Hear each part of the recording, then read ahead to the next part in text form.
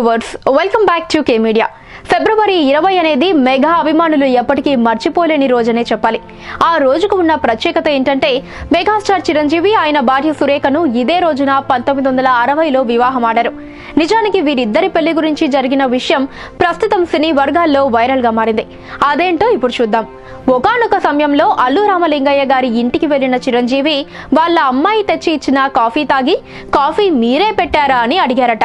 నేనే పెట్టాను అని చెప్పి వెంటనే ఇంట్లోకి వెళ్లిపోయారట సురేఖ. ఆ తర్వాత మరొక్కసారి ఇంటికి వచ్చినప్పుడు ఇంట్లో అల్లు రామలింగయ్య నియమాలు పద్ధతుల గురించి చిరుకు చెప్పారట సురేఖ.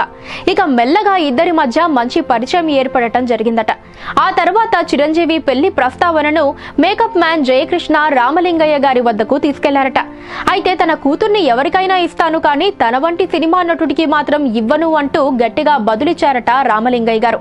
అయితే ఆ తర్వాత కైకాల సత్యనారాయణ చిరంజీవి గారి తరపున రామలింగయ్య గారి ఇంటికి వెళ్లి చిరంజీవి కుటుంబం మరియు ఆయన సినిమా జీవితం గురించి వివరించి చెప్పారట. సినిమాల్లో ఇప్పుడిప్పుడే హీరోగా ఎదుగుతున్న చిరంజీవి భవిష్యత్తులో మంచి వృద్ధిలోకి వస్తాడు.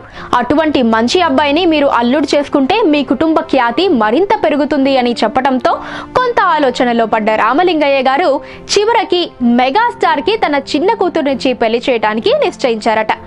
ఆ తర్వాత చిరంజీవి కుటుంబాన్ని కలిసిన రామలింగయ్య గారికి వారి కుటుంబం ఎంతో నచ్చటంతో మంచి ముహూర్తాన ఫిబ్రవరి 20న అంగరంగ వైభవంగా పెళ్లి జరిపించారు.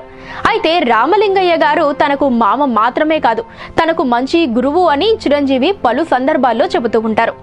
చూసారుగా వ్యూవర్స్, ఇలాంటి మరిన్ని ఫ్రెష్ అండ్ ఇంట్రెస్టింగ్ అప్డేట్స్ గురించి తెలుసుకోవడానికి మా ఛానల్ ని సబ్స్క్రైబ్ చేసుకుని పక్కనే ఉన్న గంటని కొట్టండి. ఈ వీడియోపై మీ అభిప్రాయాన్ని నాకు కామెంట్ చేసి లైక్ అండ్ షేర్ చేయడం మాత్రం మర్చిపోకండి.